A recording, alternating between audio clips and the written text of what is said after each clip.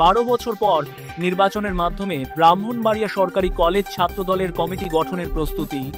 সভাপতি ও সাধারণ সম্পাদক পদে মনোনয়ন নিয়েছেন 9 প্রার্থী। স্বচ্ছতা ও উদ্দীপনা আনতে প্রথমবারের মতো নির্বাচনের মাধ্যমে গঠিত হতে যাচ্ছে ব্রাহ্মণবাড়িয়া সরকারি কলেজ শাখা ছাত্রদলের কমিটি। আগামী 13 নভেম্বর অনুষ্ঠিতব্য এ নির্বাচনে সভাপতি ও সাধারণ সম্পাদক পদে মনোনয়নপত্র সংগ্রহ করেছেন মোট 9 জন প্রার্থী। বৃহস্পতিবার দুপুরে সরকারি কলেজ প্রাঙ্গণে মনোনয়নপত্র বিক্রয় করেন প্রধান নির্বাচন কমিশনার ও বাংলাদেশ জাতীয়তাবাদী ছাত্রদলের যুগ্ম সাধারণ সম্পাদক তানভীর আহমেদ তানু।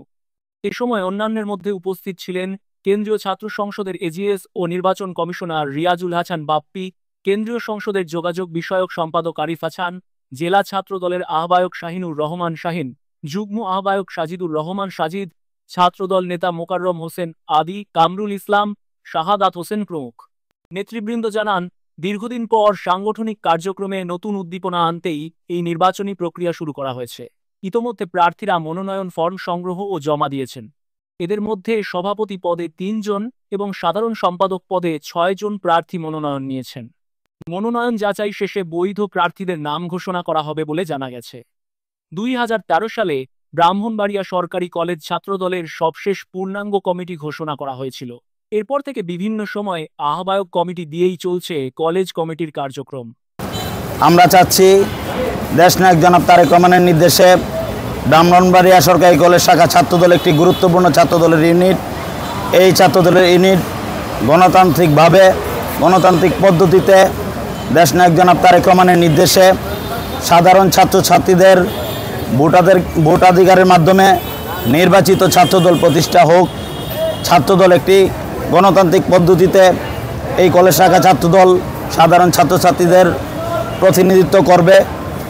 তারই ধারাবাহিকতায় বিগত 3 তারিখ থেকে আমরা সাধারণ ছাত্রছাত্রীদের মাঝে আমাদের নির্বাচন কমিশনার সহ সেন্ট্রাল নেতৃবৃন্দের সাহায্যে আমরা ফর্ম বিতরণ করে যাচ্ছি। ফর্ম বিতরণের লাস্ট ডেট গতকালকে গিয়েছে। আজকে আমাদের মনোনয়ন ফর্ম আমরা বিতরণ করব প্রার্থীদের মাঝে। ভারপ্রাপ্ত চেয়ারম্যান জনাব তারেক রহমান ছাত্রদলকে পুনর্গঠন করার জন্য সারা বাংলাদেশে 26টি জেলা ও মহানগরের টিম করেছে গত বছর 2024-এ, এটা আপনারা হয়তো জানেন।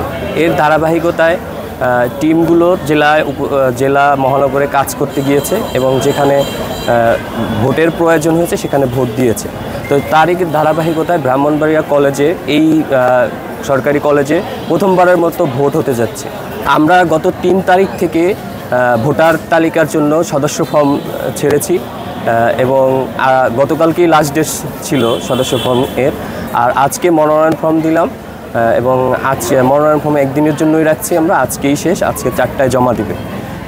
এরপরে আমরা ভোটার তালিকা তৈরি করব। ভোটার তালিকা তৈরি করে ভোটার তালিকা মনোনয়ন প্রত্যাশী যারা আছে, যারা মনোনয়ন কিনেছে তাদেরকে দিব এবং আমরা সবার জন্য উন্মুক্ত করে দেব। এবং আমরা 13 তারিখে নির্বাচনের সম্ভাব্য একটা ডেট রাখছি। যদি কোনো প্রাকৃতিক দুর্যোগ বা কোনো অনাকাঙ্ক্ষিত ঘটনা না ঘটে তাহলে 13 তারিখ নির্বাচন হবে ইনশাআল্লাহ।